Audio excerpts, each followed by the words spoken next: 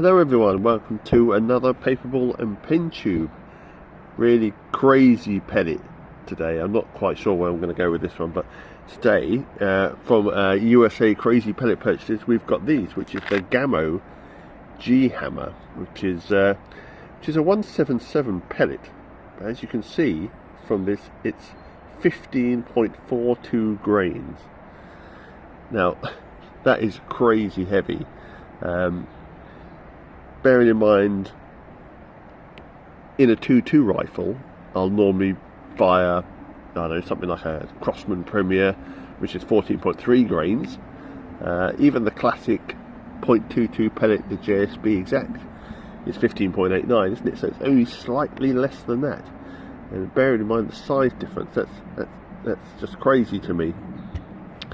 I mean, this is a, well, I've got some pictures as well, but I'll see if I can show you what they look like. So this is a pointed pellet. It's not a slug. It's such a narrow pellet as well. There's practically no skirt on them. I wonder how they're gonna take the rifling in the barrel, being so narrow, almost tubular in shape.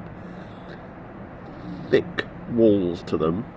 That's clearly where the weight's going to be. Shape-wise, the only thing I've seen that's anywhere similar is something like the JSB Stratton Jumbo Monster, which, as you can see, like that's almost that same tubular, slightly pointed shape. Obviously, they're much heavier. I don't know if you can get these in a 177. Actually, I've only got them in 2.2. Clearly, the weight they're designed for. A gun which exceeds the UK 12 foot-pound kind of limitations, an FAC rifle, or something much more powerful. But we're going to give them a try. We're going to see if they work in a sub 12 foot-pound rifle. Today we've got the BSA Defiant. We're going to do a bit of a comparison to see what the pellet drop is. So I'm going to stick a QYS through there, which I think is 9.56 grains, and then immediately following that we are going to put one of these through. So let's have a look at that. Let's see, it's only 18 yards, so I'm interested to see how much the pellet drops just over 18 yards. So let's have a look at that.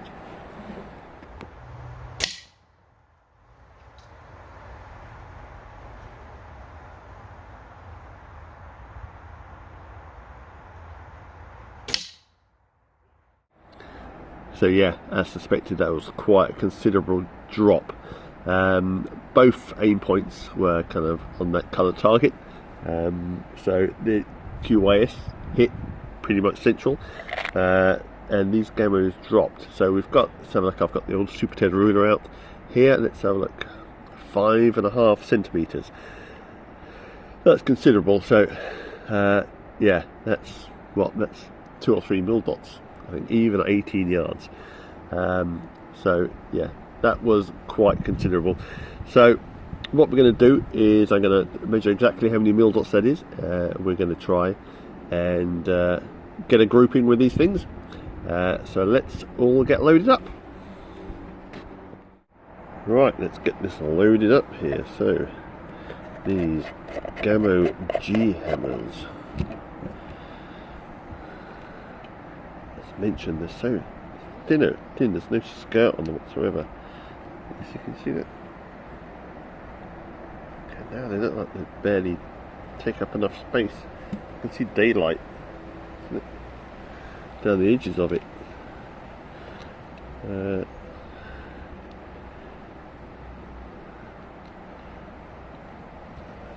Seem to be fat on the edges as well.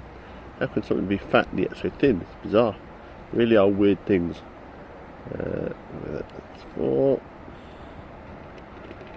Let's hope they'll load into the barrel correctly. Okay, 5. Right, Gamo G-Hammers. Let's move on. Okay, all loaded up. What I will do first, though, I think, is given the extreme weight of these things, I think I'm going to run them through a chronograph just to see what kind of speed we get out of them. I'll do a couple of, let me do three. I'll do three of each. I'll do three of the QYS 9.56, just so you can see what we're getting on those, and then I shall do three on these G-Hammers, just to kind of see what we're looking at, and I'll do a kind of quick sum up as well to see what kind of foot-pounds we're getting out of it. Yeah, let's do that first.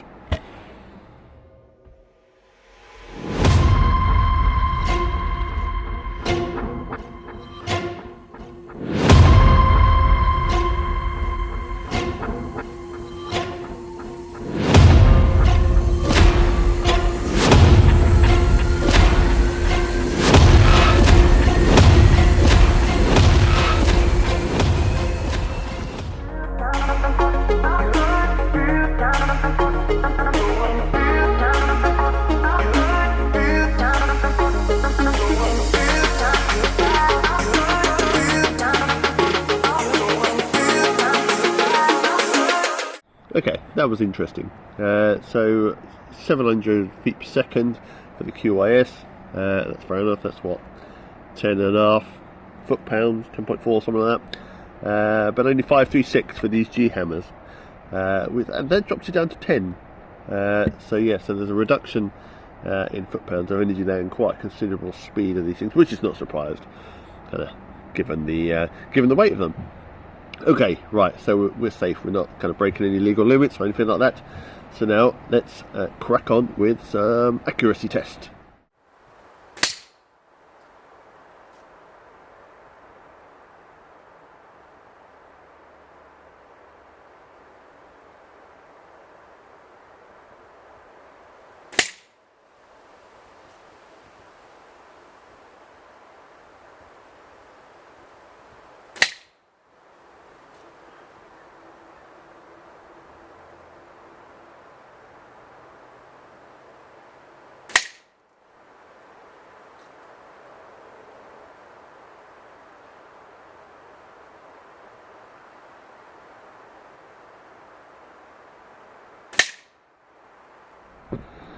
Okay, not the best. I can't bring the target over it because I used a big piece of wood. Lucky I did actually. You could see how hard that they whacked that wood. They proper stuck in there. I know, kind of two landed on top. In fact, there was that little group of three, wasn't it, just above the target. Whether or not there's some imperfections in these pellets or not, I don't know, but three grouped really nicely and the other two were nowhere. But yeah, they really whacked into that piece of wood, and that's quite a hard bit of plywood. So yeah, so I reckon if you can get the kind of rifles with the higher foot-pounds, I reckon these could do some serious damage. As a sub 12 foot-pound pellet, maybe not. I just don't think they're consistent enough. But really interesting as a pellet. The cost there was they were $10, so for 400, which isn't too bad, I don't think. But they were bloody heavy. So yeah, really interesting today. But I'm not quite sure what I'm going to do with them. Never mind. Hope you found this interesting. If you could do a like and subscribe, that might cheer me up. See, I was made redundant last week, so need a bit of cheering up. Maybe you'll get more videos, seeing as I've got a bit of free time on my head now. So we shall see. But never mind. Thanks again, Paintball and PinTube. Catch you next time.